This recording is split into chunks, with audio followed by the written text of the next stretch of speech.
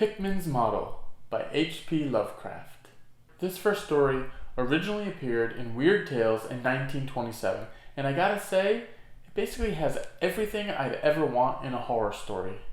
It's got a brilliant but lunatic artist, run-down alleys and dilapidated houses, an old well, network of underground tunnels, scary creatures, sacrifices and paintings, Salem witches, dark cellars, gunshots, lies, mystery, disappearances, fear, and a model. Pickman's Model. Richard Upton Pickman is a brilliant artist who does very, very dark paintings. And at the start of this story, he's actually gone missing. The narrator, Thurber, explains to his friend Elliot why he is no longer friends with Pickman. He goes into a long monologue about the last time he saw Pickman when he went to his house to observe more of his dark art. Naturally, as you can guess, the artwork at the house is even darker and more extreme than Thurber could ever imagine. But what is most haunting is the downstairs, in the cellar, where the artist actually does his work. His studio is in the cellar. There's a large unfinished painting down there featuring a huge, colossal, gruesome creature with glaring red eyes, chewing on the head of a man.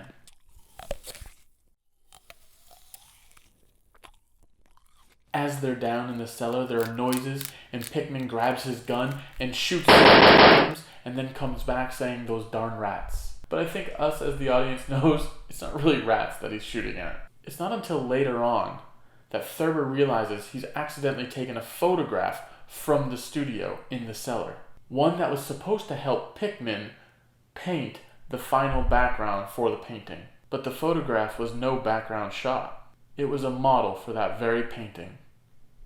The model was that colossal creature with the glaring red eyes. As a disclaimer, I haven't read a lot of HP Lovecraft since I was about 18 years old, so I really wanted to ease into his writings. I didn't want to start with the Dunwich Horror or At the Mountains of Madness or anything too large, because sometimes you need to acclimate to a writer in the same way you acclimate to freezing cold water. I was excited about this short story though right away as soon as I found out it involved an artist. I really love reading books or watching movies about creative people, whether it's an artist, a musician, a writer, a filmmaker. The second thing I really liked about this short story was the location. In the North End, Tremont Street, Park Street, Boylston Street, Charter. I used to go to school in that area, so every time H.P. Lovecraft would bring in these specific areas, I would know exactly what he's talking about, from the subway to the hill on Park Street. So it made it even easier to really see these scenes going down. I thought Lovecraft did an excellent job of really setting up each scare the way he did. He kind of does like a 1-2 punch. For example, Thurber refused to take the subway, and he's also scared of cellars. Later on, obviously, we understand why he's scared of both these things. He sets it up, and then he knocks it down. He does this for the ending of the story as well. He first tells us what the photograph is used for, for his background, so he can take a picture of a background, and then he can bring it to the studio so he can get the details from inside his studio rather than staying on location and painting there. He sets up the photograph there, and then at the end of the story with the big reveal, we realize it's not a background at all, but instead it's something more sinister. It is Pickman's model. So he set us up thinking it's going to be a background location, and instead it's the colossal creature. Lovecraft is also very good at sort of upping the ante. Thurber, the narrator, sets the tone with where he's going in terms of the dark alleyways, the decrepit house, the cellar, the paintings that are going to be in there. So when we do finally get there, we see exactly what we thought we were going to see. But then Lovecraft takes it another step further. When he goes downstairs into the cellar with Thurber, all of a sudden it's not Thurber that's really scared, it's Pickman. And that's when the whole game changes, because why is Pickman scared? Now, in essence, we do have a pretty good idea of what it is that's going to be scaring him, but we don't know for sure, and that's the fun of the mystery. So here are my questions about Pickman's model. The first, the structure. Why does Lovecraft actually structure the story in this way? Why does he have Thurber telling Elliot the story of Pickman? What do we get from that as opposed to us being there in real time with Thurber going to the house and the cellar of Pickman on that day? Why does he need to tell the story of him doing it as opposed to him actually doing it? It makes sense in terms of Thurber telling Elliot. We as the audience are basically Elliot. We don't talk, we just listen to this monologue and we take it all in and we understand everything perfectly. But at the same time, wouldn't it be a little bit creepier and scarier and more thrilling if we were doing that in real time with Thurber so that we could identify with Thurber? That's my big question. Why do we want to instead identify with Elliot listening to Thurber as opposed to being in the same boat as Thurber as he goes to Pickman's house?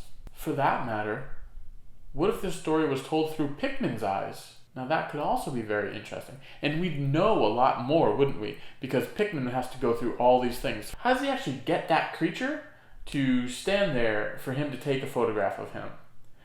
Is there some sort of communication, whether it's verbal, non-verbal, or is this creature just trying to kill him and it's like, snap, on the run? Like, how does it work? And then, is there more than one creature down there? If it's told through Pickman's eyes, we'd know instantly if there's more than one creature. And we'd know more about how this process is working with him being in this house with these creatures there, probably going through the underground tunnels.